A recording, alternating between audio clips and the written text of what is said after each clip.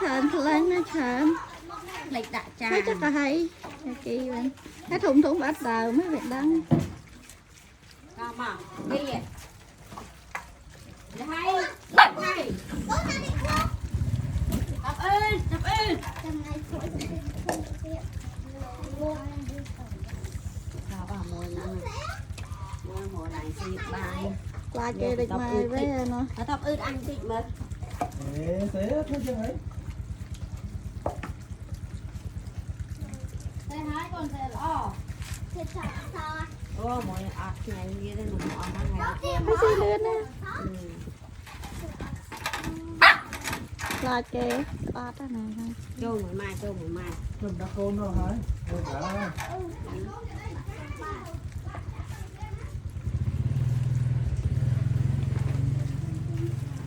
hái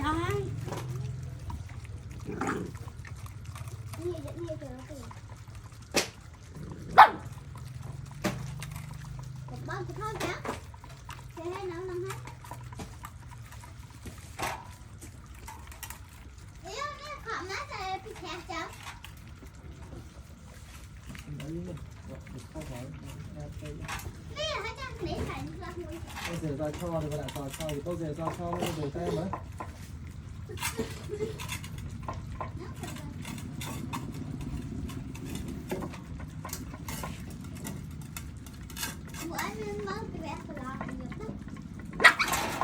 ban là tập ướt ban đây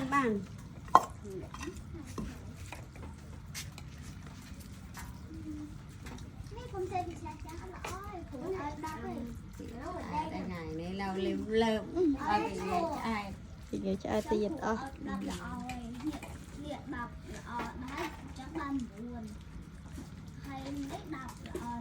ngon cái té đấu cho mớ máu năng man cho ai vậy cái nói trái ở trên chạy khăn chứ men hả ôi tên đây lên tụi tên thầy á cho thấy khí qua ấy ra hai tôm nát ở tên lên thẹp ở tên khối má tao tay hồng má lên tay hồng má ban sọ họp đi họp cái chân làm cái tâu ngon nè ai biết đâu không cái hồng má ủng hộ cho tệ mày ngon thấy nó cái gì con này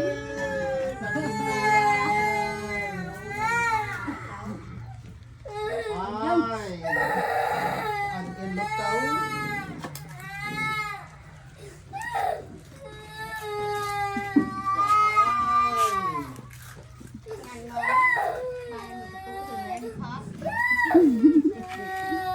làm môi với sạch cái gì trơn ô chào bà ăn này nhá nắng cái hùa cho ấy lớn lên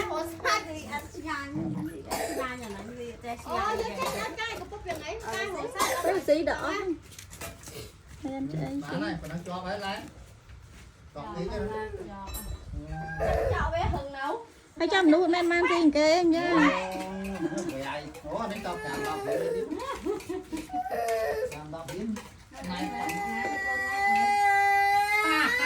nè mà tôi nghe men man gì bảo ơi cai bảo quay anh ban gì ấy bảo rồi ná vậy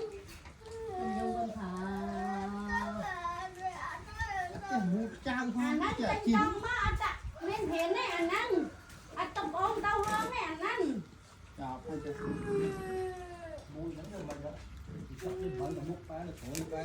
Này cái gì đây ban đấy. Yeah, chị cái đây mất ban. Mua một tên.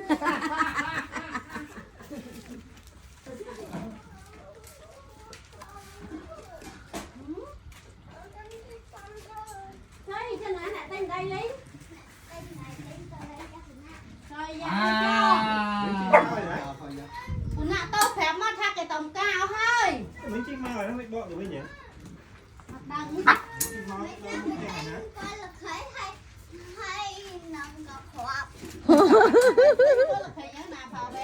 Đăng. lên chúa trái mà tê tao lôi thấy tao à ban tao á chị tao hoạt về Bạn ấy chứ. Bạn có khóa nhám ghế ngọt ăn nè. Cùng cùng chị cha. chẳng mà tao chỉ cò nó tao nã nhưng tôi vô này đây đâu như này đây thôi nha che hết rồi nha che báo che thật đâu chả thấy như con trai đâu ta Chào phải chào vì cái bạn nó nhám quanh chứ. cá đây nhưng mà chơi nên thế cả ha ơi quyền tên lá trà muối hay lại đây trà muối một lại phạm hối lại đấy nắng phạt cái bên này sẽ đọc bài này lại bài tờ đỏ tên tờ vải chứ mà lái về phạm hối nên tên dây Anh chạy em ơi, thả mỗi mẹ đã chỉ áo phải 5 tiếng rồi đó. lái lại Ra phạm thì hối cò lấy phạm một bài.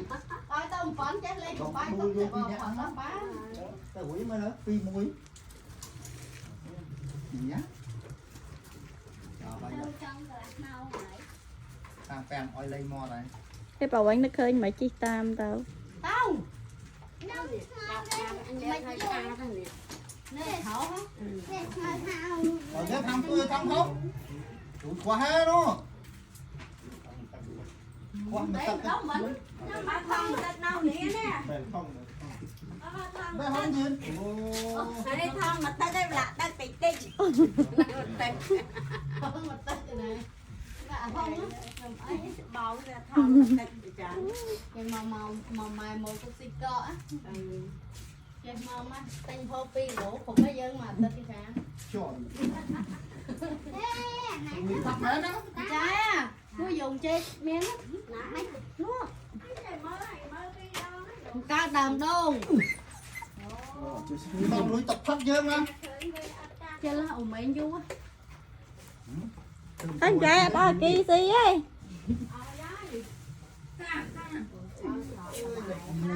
Cho cả ao ngọt tinh nhiều. sao mà nghe bằng như vậy mờ mốc đấy em chỉ em tay chạy nắng á Vin. Một cái trăng vẫn. không biết nó đa lên chẳng đâu Đã cô ai hỏi xe hai con mình nuôi kia thì đặt đặt ra chứ. đây khổm hao thông nhận ngập đây chết anh nha chạ chạ họ đây em chạ lắm đây anh ngày bên đây đây đang mua thăm chơi ngon á phát trong nó chứ ăn Ở trong bụng. chấm phúc đi môi chấm phúc Ngọ nè nè. tập ớt Đập ơi cho hay. hay nào đi một lứa ăn một xí á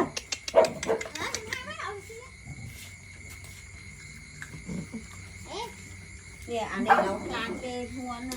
hay ca lấn phục xuồng ghê Lẩu lan kê muôn. Ê, anh chấm ớt mê môi Đang ở ban gì nó lẩu nữa. À kê. anh chấm mày môi tôi hay đi vẫn nè đâu tay lại Đặt ấy tiếp cho phao. nó té lại nãy đâu lời sáng vừa này nó tay làm Đặt ấy ô ban cho ăn ngon tao à. Ba biết men man tí lai kê tốt à mùi đi nè nè. Sao mình đi xem đi sao mình đi yeah mô ban chẳng ngon đấy hòn mấy cái phi ăn Cái cái hình phi cái cách phục này á tích này nuôi pe Nó con chẳng ngoan tao nè muối rồi đúng không? hai ba đục vẫn luôn Ta lên bóc qua đây ăn cái thang.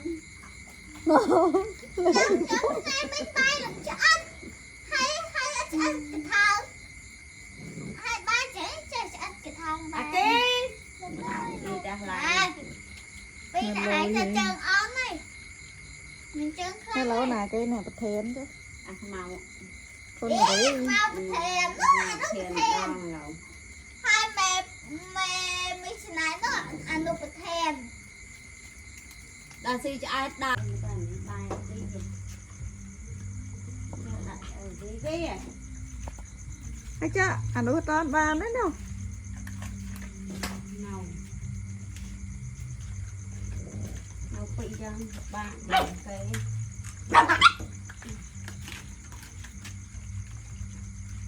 đi nè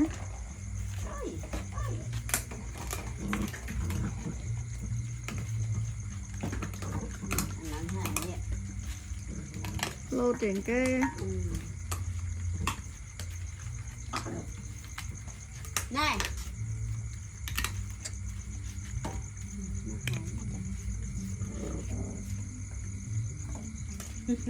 Phan đi không bật thiên cái lẩu trà nhặt màu anh trang cái gì cái lẩu về bật thiên nè chào thái gì mừng bọc đang chào thái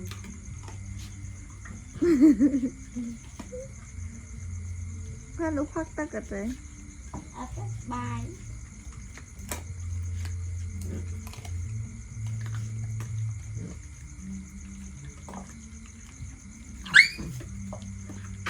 đập bên tay cái cho đập đập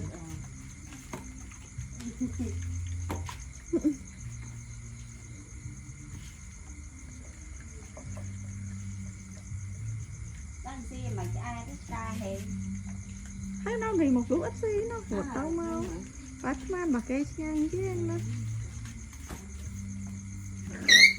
gì đó nè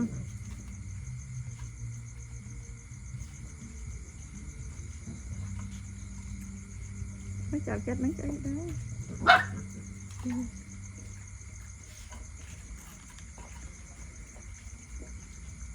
sao mua ná nó crop crop nè đang ăn té hay tao ăn cho ăn nè dữ vậy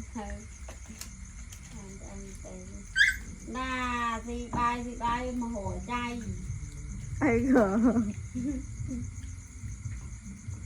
cái lạnh cho nó chứ